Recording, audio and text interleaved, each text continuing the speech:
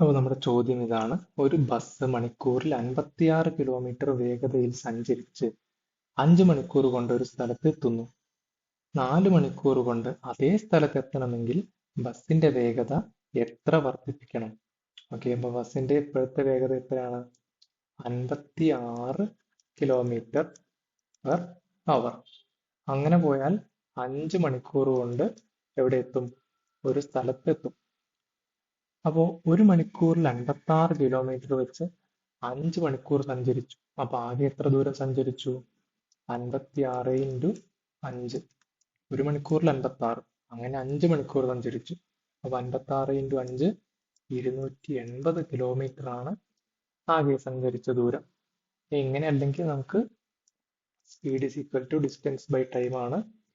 അപ്പോൾ distance is equal to speed into time ആണ്. Speed into time 56 into 5 ചെയ്തപ്പോൾ 280 kilometre ആണ് സഞ്ചരിച്ച ഡിസ്റ്റൻസ്, ദൂരം. ഇനി നമ്മളോട് പറഞ്ഞു 4 മണിക്കൂർ കൊണ്ട് അതേ സ്ഥലത്തെത്തണം. അപ്പൊ പുതിയ സമയം എത്രയാണ്? 4 മണിക്കൂറാണ്. ദൂരം മാറുമോ? ഇല്ല, ദൂരം സെയിം ആയിരിക്കും. അതേ സ്ഥലത്തേക്ക് തന്നെയാണ് പോകുന്നത്. അപ്പൊ ദൂരം 280 തന്നെ. അപ്പൊ പുതിയ സമയം കണ്ടുപിടിച്ചു, അല്ല, പുതിയ സമയമുണ്ട്, പുതിയ ദൂരമുണ്ട്, പുതിയ വേഗത കണ്ടുപിടിക്കണം. ഓക്കെ, അപ്പൊ പുതിയ വേഗത കണ്ടുപിടിച്ചു കഴിഞ്ഞാൽ നമുക്ക് എന്ത് മനസ്സിലാവും? അത് പഴയ വേഗതയേക്കാൾ എത്ര കൂടുതലാണെന്ന് കിട്ടും. അപ്പൊ നമുക്കത് ഉത്തരമായിട്ട് എടുക്കാം. വേഗത എത്ര വർദ്ധിപ്പിക്കണമെന്ന് കണ്ടുപിടിക്കാം. ഓക്കെ, അപ്പൊ പുതിയ വേഗത, പുതിയ speed is equal to distance divided by പുതിയ സമയം. 280 ഡിവൈഡഡ് ബൈ പുതിയ സമയം 4 ആണ്.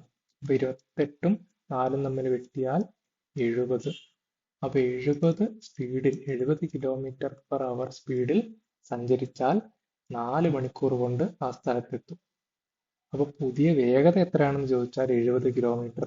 എത്ര വർദ്ധിപ്പിക്കണമെന്ന് ചോദിച്ചാൽ 56നോട് എത്ര കൂട്ടിയാലാണ് 70? 14 കിലോമീറ്റർ കൂടെ സ്പീഡ് വർദ്ധിപ്പിക്കണം.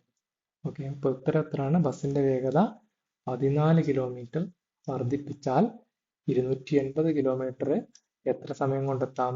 4 മണിക്കൂർ കൊണ്ട് എത്താം. അതാണ് ഉത്തരം.